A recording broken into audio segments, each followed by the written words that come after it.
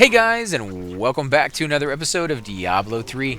And on tonight's episode, I am joined by two very good friends. First, we have Fox with us, Hey, what's up?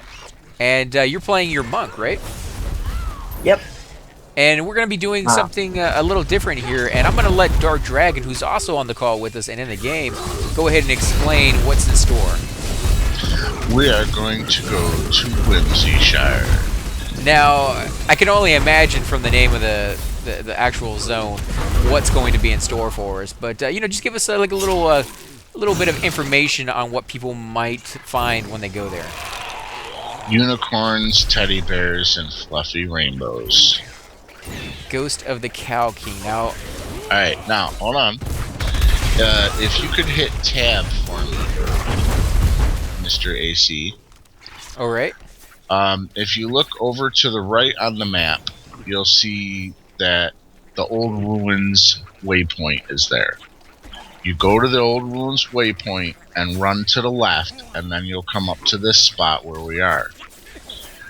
If you have this item in your inventory, the Ghost of the Cow King will stand up from the ground.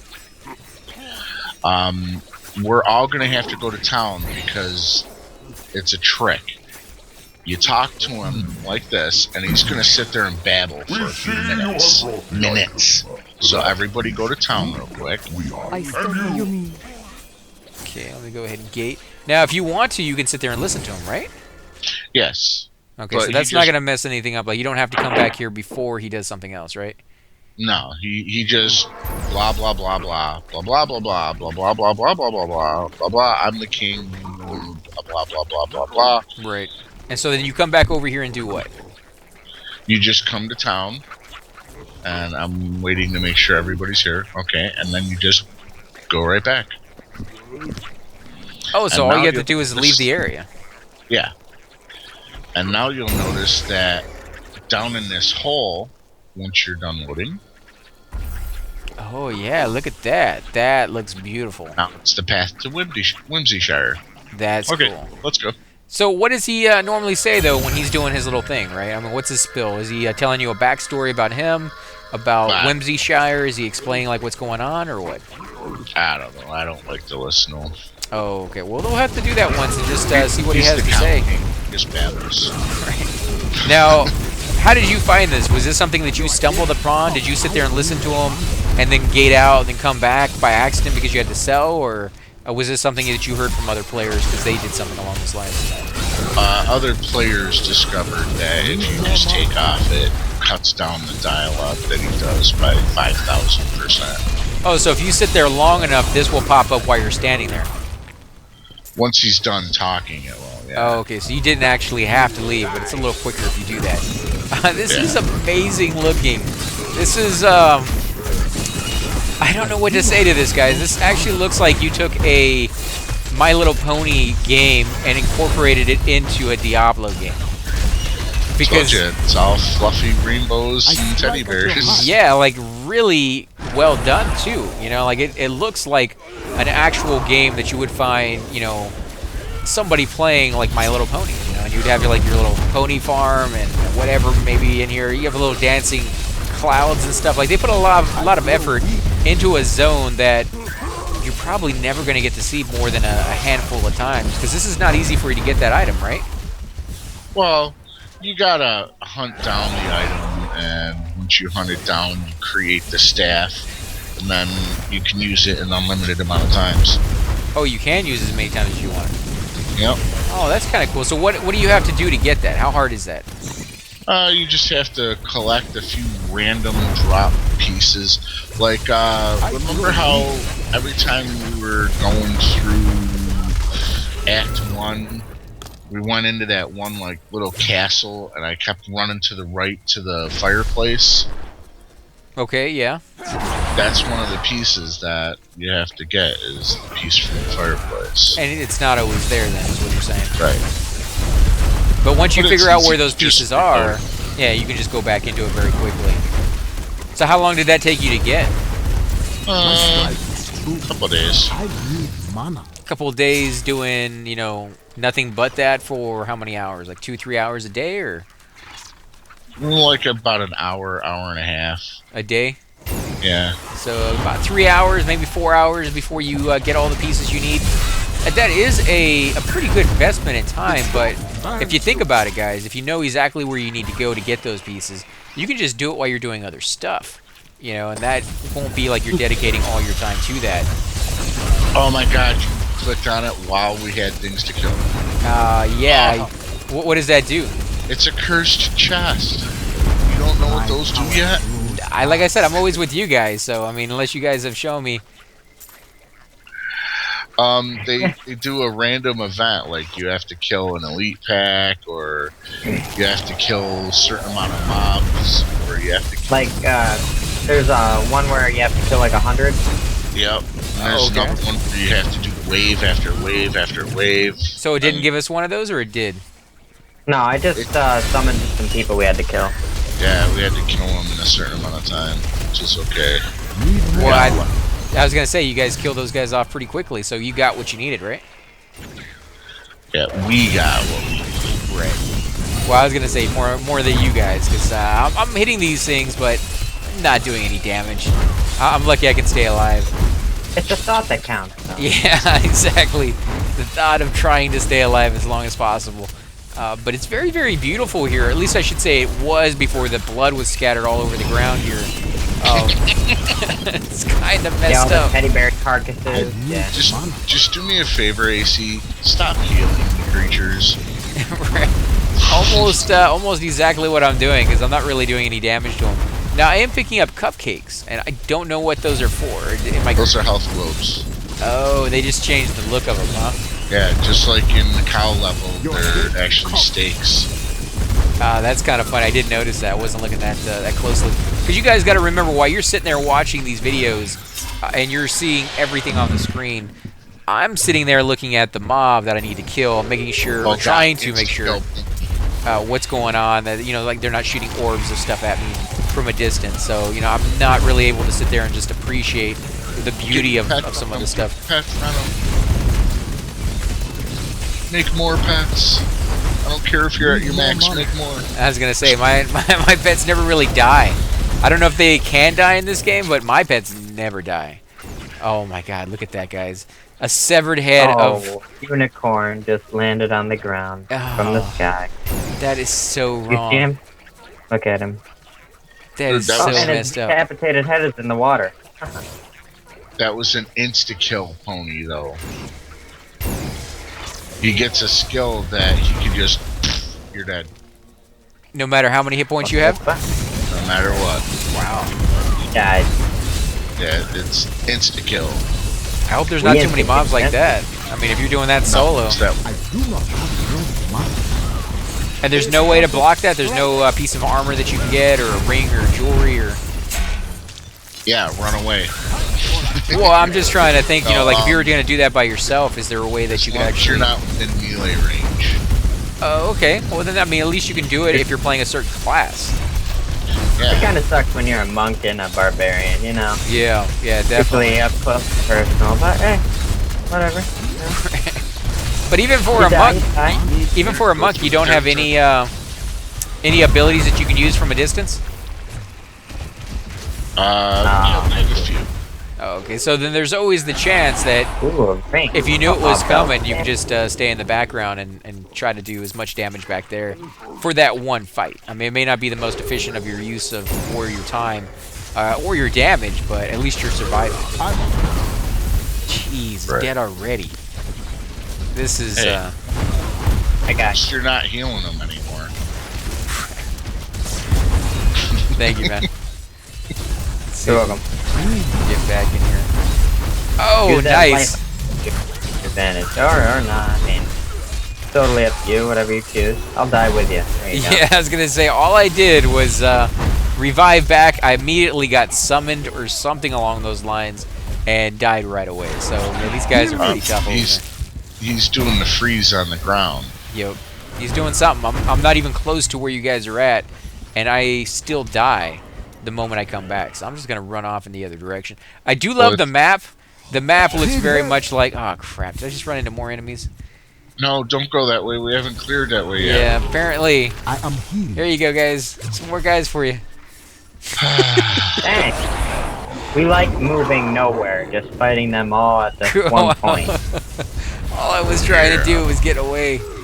So many mobs on this level, but I like it. I like the look of it. It's creepy and disturbing, but very, very interesting. Like these rainbows. So I'm not the only one who thinks that this is creepy as hell. Well, it's creepy in the sense that I'm playing my character in this world. Like, the world itself is very beautiful and very cartoony. It has a feel all its own that is kind of cool. Like, I could see this being in another game and enjoying it. But, yeah, with the character that I'm playing, little evil imps and, like, the blood and, like, just looking at my character holding up the cat. In fact, I think now he's wearing a skin. No, it's still the cat. Yeah, he's still holding a cat by the hair. So it doesn't really fit in this like nice utopian, just friendly society world that they've kind of created here. And Friendly? What the? They attack us first. Yeah, because we're so evil. Like they can see we're pure evil. We're like a demon coming out of the ground. Like everybody would attack that guy. I have it the other way. I think that this zone is creepy. I mean, it gives me a chill down my spine. It's just creepy. It's nice. I mean, it's funny. There's like little flowers and it's almost something out of like Winnie the Pooh. I mean, it kind of has that feel to it of just a very, very cartoony and kind of like cool. Clowns, man. You don't trust somebody who has to paint a smile on their face. See, I don't have a problem with clowns. I love the movie Killer Clowns from Outer Space. Oh, so do I. But they did a very good job in that one of making the clowns very creepy. So if you do have a thing about watching clowns, probably not the greatest movie for you. But if you like a horror movie from like, if you have a fear of clowns. No, if you have a fear of clowns, it's gonna make things worse for you. Do it.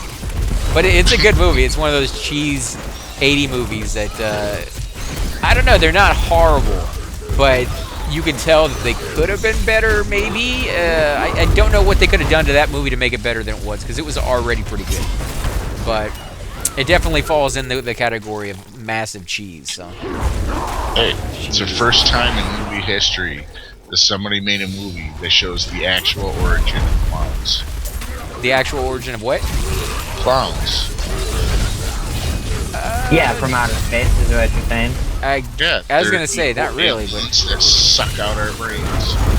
Actually, I don't think it was the brains. Watched that movie. I think it was everything. Yeah, it was everything, but still. They put you in like these giant cocoons that look like cotton candy. Again, because it's clowns. Cotton candy really goes hand in hand with them. It was funny. I mean, it wasn't the greatest. Don't go into that movie being like, oh, I'm gonna be really entertained. But if you go into that movie looking for, I laugh every time I watch that movie. Yeah, but if you get your hopes up too high, it's not gonna meet it. Like it's not a fantastic movie, but it's a funny movie. Well, it's not a high budget movie, if that's what you're saying. No, I mean high budget doesn't mean anything to me. I've seen movies that have no budget whatsoever and are fantastic movies to watch, like the Blair Witch Project. That was a movie at the time. People were, I liked it because at the time it was only in 2 theaters here in Houston. And there was a rumor going around that it was an actual like real footage, and it looked like real footage, and people kept the secret pretty well. And so when I walked into that movie, that's what I was expecting, and I thought it was very well done. And then later on, I found out, of course, it's not real. And once you got to the end of the movie and stuff like that, you realized it wasn't anyways. But yeah, it was just it was a good experience overall. Very well done, and the fact that they put it only in a small number of theaters lended itself to that rumor that they had going on. And there's other movies out there that they spend millions of dollars on that it's just special effects. Like there's no storyline, there's no substance to the movie. It's just how many things can we have blow up. And I kind of feel that way about some of the new Avenger movies that have been coming out, especially that last one, where yeah, it just that's what the Avengers and all that are about. It's comic books. It's above life. That's not true. I mean, if you read a lot of the comic books back in the day, most of them had to do with storyline, the character development of like Spider-Man becoming, more of a superhero, and learning that there's consequences and there's this, and he couldn't have everything. But in the movies, it's all about how many bad guys can Spider-Man blow up, or how many suits does Iron Man have. Like that wasn't really what those. That's what all superheroes and comics and everything are about. They're Not about really. things that are bigger than life. Yeah, I mean, but not God. necessarily. I mean, like I said, Spider-Man dealt with a lot of real life issues. Ghost Rider the same way. I think that's why people connected to these characters, because they did kind of deal with real life issues with the same aspect, or at the same time, of giving people the fantasy of being able to live out something that they probably never be able to live out, which is being a superhero. You know, but it allowed them to relate to them and be like, oh, even these guys that have, you know, all the stuff in the world going for you still suffer from the same, like, teen angst and all that stuff that you suffer from at the time you're reading these things. So the movies really don't portray that. It's always they got all their stuff figured out. They don't really have too many issues. The issues they do have are very, you know, Wrong way, predictable. guys. Yeah, I'm going back up. They're very predictable, you know, and they're just they're like side pieces. They're not, you know, the character development is not there. I don't think. It's just about exploding stuff. Wrong way, guys. I'm just coming up here to loot the stuff. But I mean, there's nothing wrong with it. I mean, there's some people out there who just love those movies that have nothing but explosions going on. But I like a little bit more substance, to be honest. Well, that's what superheroes are about. They're larger than life. They're stronger. They're faster. They're smarter. They have more money. They're better looking. You know that's Yeah, what and then all they- superheroes are. They are, and then they still suffer from the same, you know, stuff that we Right. suffer. They're still people. You just don't see that in the movies. You just see the larger than life part because that's what people want to see. But Yeah. nah, I like the ones, like I said, you know, that concentrate a little bit more on who the character that I'm cheering for is. I guess you don't really need to do that in comic book movies because people have been reading the comic books for a very, very long time. There's no, you know, point in going into the backstory. Pretty much everybody knows what the backstory is. Yeah. So- Plus, they've made Spider-Man how many times? It boggles my mind though with Spider-Man why they concentrate on sticking Spider-Man in school. I was watching a review and somebody was talking about the same subject. I didn't read every single Spider-Man comic that ever came out, but even I knew that the amount of time that he spent in school and the amount of comics that were out there is a very, very small percentage. Like he didn't spend a lot of time in school. I think it was like 3 or 4 years or something. And then he was out of school doing his own thing. And he switched between different jobs and stuff like that. But it's just kind of weird how every Spider-Man movie decides to pick like those 3 or 4 years that he was in school and be like, oh, that's what we're going to make every movie about. You know, like Well, at some it's point he has because- to get out. They're trying to do the same thing that they did with Thor and Superman and everything. They're trying to find somebody who fits the bill really well, and then they want to make sequels off of it. So, like, when they found that dude for Thor, they're like, okay, this guy is a great Thor. And, oh, this guy is a great Incredible Hulk. This guy makes a great Superman, you know, and they're trying to get that all together so they can make billions. I guess. I mean, I don't know. I don't really watch movies and be like, oh, that guy was great in that part. I'm going to go watch the next one. I tend to watch the movie and be like, oh, that was well written. That was good actors, good director. Everything came together very, very well. That was a great movie. Then when the next one comes out, if you tell me everybody who was in the last one was in this one, I still know there's a good chance it's going to suck. Because you can do great work one year and then absolutely horrible work the next year. And if you don't believe me, just watch any football game. You have teams who do incredibly well one year, and the next year, not so much. Hold on, that's apples and oranges. No, it's the same They're- thing. It's like you're still just as skilled. Like they still have the same knowledge. They still have the same skill. Yeah, they're 1 year older, and so are the actors, which means they're not able to do what they were able to do the year before as far as stunts and stuff like that. So, I mean, it really fits that just because you did a really good movie 1 year or even like 6 months ago does not mean your next one is going to be fantastic. So I don't To really be- follow people and be like, To okay, I be got to watch good at that. a part, not only do you have to look the No part, way. like you've seen the previous people that tried to do the Hulk, they didn't quite fit what Bruce Banner was supposed to look like. I thought the This- actors they had actually fit the role fine. I just think the movies themselves were very poorly written, and the directors just Like did the one really, where really he badly. was like 150 feet tall. Yeah, that one was stupid. That's what I'm saying. I mean, it But, comes down to all of it grouping together and meshing very well for the movie itself. And that's Yeah. like it's just a one-time thing. You don't necessarily get that again the next time just because everybody's in it. But guys, I think we're going to go ahead and end the episode here. Again, I want to thank you all for coming out and joining us. If you do enjoy these videos, be sure to hit that like button, subscribe. Definitely helps grow the channels, guys. Greatly appreciate Leave a it. comment. If you guys want to say anything, Fox, you want to tell them where they can find you on YouTube so they can go over there and check out some of your videos?